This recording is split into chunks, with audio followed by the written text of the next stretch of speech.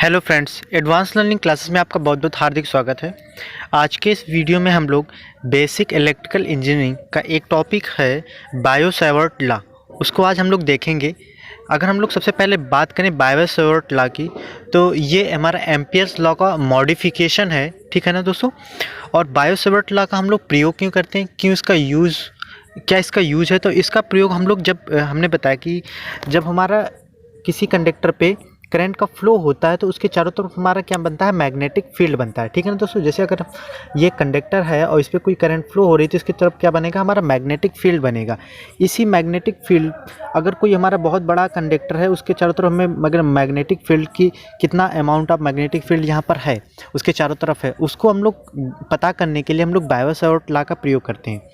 तो सबसे पहले इसमें क्या है, तो ये इसको दिया किसने था, तो एक फ्रांस के वैज्ञानिक, यहाँ पर दो वैज्ञानिक थे, एक थे बायो, दूसरे थे सेवर्ट, ठीक है ना। उन्होंने कितने 1820 में इस लॉ को दिया था, ठीक ना, इस नियम को दिया था। अब सबसे पहले हम लोग इस डायग्राम को देखेंगे। जैसे कि साइड पे डायग्राम जो बना हुआ है यहाँ पर आप देख रहे होंगे, तो ये हमारा तार देखो, ये जो डॉटेड यानी कि ये बहुत ही लंबा तार है।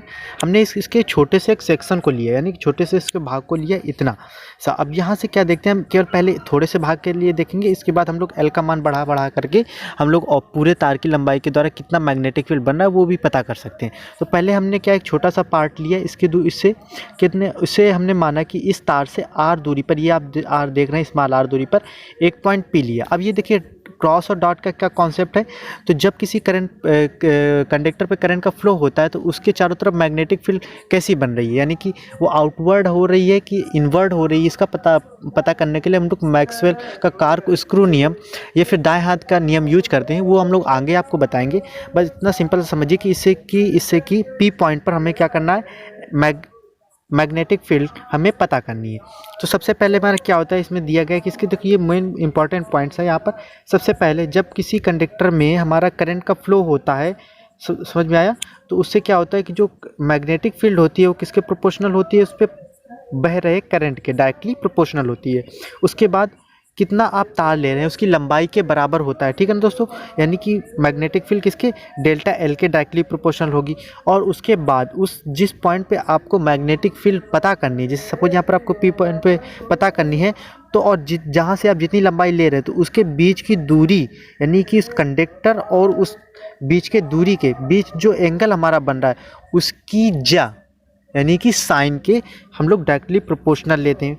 और उसके बाद उन दोनों बिंदुओं के बीच की दूरी के क्या लेते हैं, इन्वर्सली प्रोपोर्शनल लेते हैं स्क्वायर के, ठीक है ना दोस्तों। जैसे कि आप ये देख रहे हैं, ये आर दूरी थी और आर दूरी के हम लोग का इन्वर्सली प्रोपोर्शनल ले रहे हैं। इस तरीके जब हम तीनों को कंबाइन करेंगे, चारों पॉइंट को, तो हमारा क्या बन के आएगा, ये बन के आ जाएगा सिंपल सा, किसके, कि B delta B is directly proportional to I del L sine theta upon R square. इसके बाद हम लोग इस प्रोपोर्शनल के साइन को, इसको हटाने के लिए हम लोग क्या किसी कांस्टेंट का यूज करते हैं।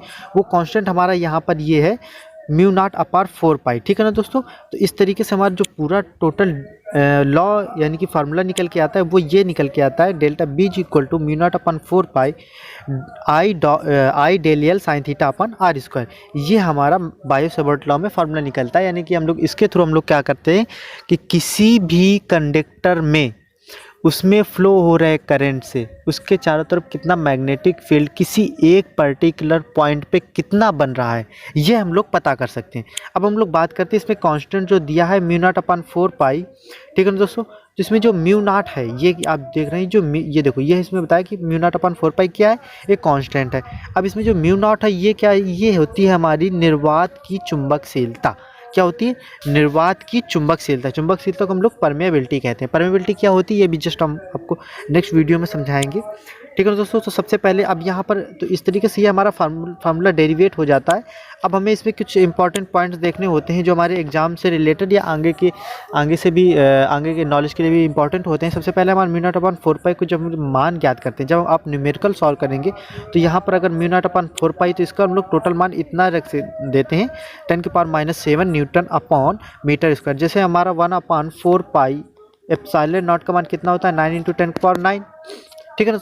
इसी तरीके से म्यू नॉट अपन 4 का मान कितना होता है 10⁻⁷ न्यूटन पर मीटर स्क्वायर। अगर हम लोग इसी तरह से म्यू नॉट की अगर हम लोग क्या देखें, अब म्यू नॉट के अगर हम लोग एमकेएस पद्धति में मात्रक की बात करें तो सिंपल सा क्या होता है, ये किलोग्राम मीटर से सेकेंड के पावर -2 और ए के पावर -2, या फिर ऐसे भी कह सकते हैं कि किलोग्राम मीटर पर सेकेंड स्क्वायर और ए स्क्वायर। अब ये ए क्या है, ये सिंपल सा क्या है, ये ए एम्पियर यानी कि करंट के लिए, ठीक है ना दोस्तों।